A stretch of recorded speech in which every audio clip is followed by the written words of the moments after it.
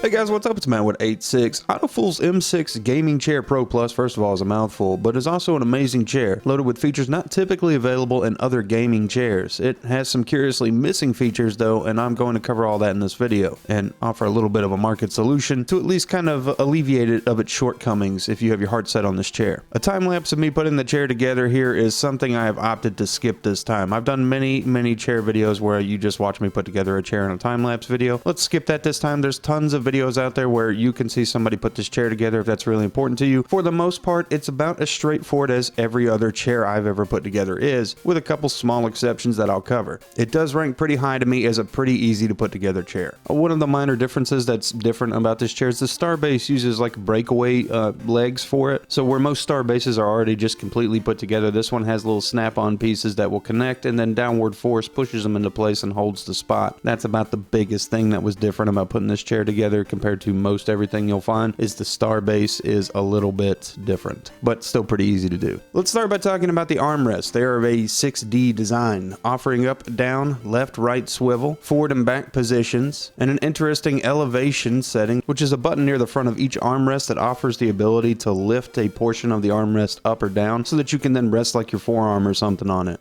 The chair has a USB cable on the back which does power fans for ventilation or a coil for heated seating, which is pretty nice. While the ventilation power feels strong, the heated seat feature is not quite as strong, but definitely gets warm after a few minutes. This feature is only for the seat portion. The USB with a splitter to the back would have also been really nice so that you could have the heated part on the lower lumbar area. That would have been great. However, it's just on the seated area where the fans and the heat are. Speaking of the lumbar support, it can be adjusted using a silver lever to release and then lock the position you find most comfortable. The knob just above that lets you dial in the perfect comfort setting for your back. This is hugely a nice feature in finding the ultimate back comfort spot and support. The footrest is a nice inclusion, but without a certain feature that I'm going to talk about, I find it a little bit lackluster. I will say the head support pillow is usually not something I think much about. They are usually just kind of gimmicky, middle of the road, but on the M6, this is a very nice, very comfortable pillow, and it's actually very useful on this chair. When reclined back or just placing my head back, it's extremely comfortable. The chair can recline back about 160 degrees. If you're somebody that wants to lay down in your chair, you pretty much can do that here. The fact that the bucket style is absent is great and excellent. The seat portion is super easy to sit on comfortably. It's got plenty of room for you to sit on your ankle if you're somebody like me. I'm an ankle sitter, and without those bars there, it's just very comfortable. Speaking of the seat, on the front right portion, if you're sitting in the chair, is where you're going to locate the buttons to control the vent for fans or the heat, and you can swap between 3 levels of settings for each one. On the back of the backrest portion is a generous concealment pocket for hiding away extra USB cable. You're probably going to need a USB extension cable in order to plug this chair in. I have a USB mounted to my desk, so it makes it pretty easy to keep it from touching the ground at all, but that's a nice pocket back there to be able to hide the extra cable in. So what's missing here? The chair sounds pretty luxury great, right? The pneumatic gas lift is very underwhelming for this all feature inclusive chair. It's pretty basic and generic and unimpressive, lacking a complete tilt option. You may have seen this on other chairs, things like tilt tension knobs. These offer user controls and the ability to essentially rock the chair. That is not here in this chair. This is where the footrest would have more value to me if I had the ability to rock and lean back and set the tilt tension. Honestly, this is really the only and biggest shortcoming of this chair, but I do have some good news at least.